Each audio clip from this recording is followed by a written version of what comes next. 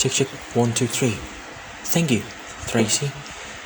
It's been roughly 7 months since the first case of coronavirus reported here in Indonesia, and it hasn't been a great time for businesses and economy across the country.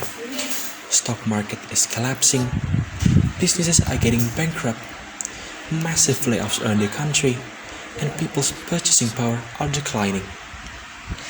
And this begs the question, how is the Indonesian creative economy is doing amidst the condition? So join me and let's dive into the world of Indonesian creative economy on Businesses and Finance with me, Akmal Musyaffa, only on Channel 4. Indonesia's creative economy shows a strong growth from 2010 until this time being, with consistently recording positive growth to the country's GDP. It started from 528 trillion rupiah in 2010, then nearly a decade later, in 2019, it already doubled to 1200 trillion rupiah, which accounted for 7.5% to the Indonesia's GDP. This has proved that creative economy has a huge potential to grow. But sadly, the pandemic happened, and creative economy is one of the sectors that's significantly affected by the pandemic. Permata Bank economist Joshua Pardede said this was due to the impact on the culinary and fashion industries, where both industries are sectors with the largest proportion of the creative economy. Joshua said that with the implementation of PSBB increasingly clear in the next month, it is expected that the slowdown and up to contraction in both sectors is potentially getting sharper.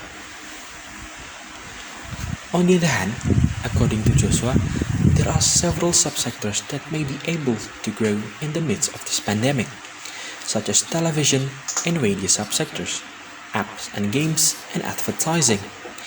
The growth of the creative economy subsector is in line with the number of people who do activities from home, and the three subsectors are the alternative to community consumption. The Ministry of Tourism and Creative Economy encourage creative businesses to go digital in order to rise amid the current coronavirus pandemic.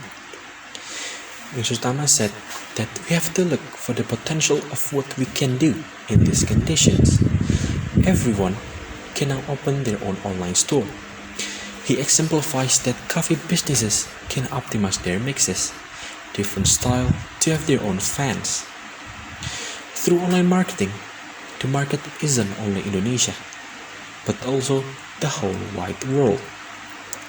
Meanwhile, Deputy Minister of Tourism and Creative Economy, Ms. Angela Thanos Dibjo, said the government will continue to encourage creativity from the creative industries in order to be independent in a difficult situation like today. One of the examples, she said, is from the Ministry of Foreign Affairs. A while ago, they launched a movement of cloth masks. This movement helps SMEs to survive with the production of cloth masks. On the other hand, at the same time, can answer the needs of hygiene issues for those who are healthy, and can help the availability of medical masks to be prioritized to medical personnel. And that's the current condition of our creative economy, especially during this pandemic. And to all of the creative workers out there, don't let this pandemic let you down. There's a reason why it's called creative economy. So stay creative. And to all the citizens of Indonesia, please stay safe and stay healthy. Wear your mask and keep social distancing. And always remember that the government is never going to give you up, never going to let you down, never run around and desert you. Okay, that's all I can say. Thank you very much. Back to you, Tracy.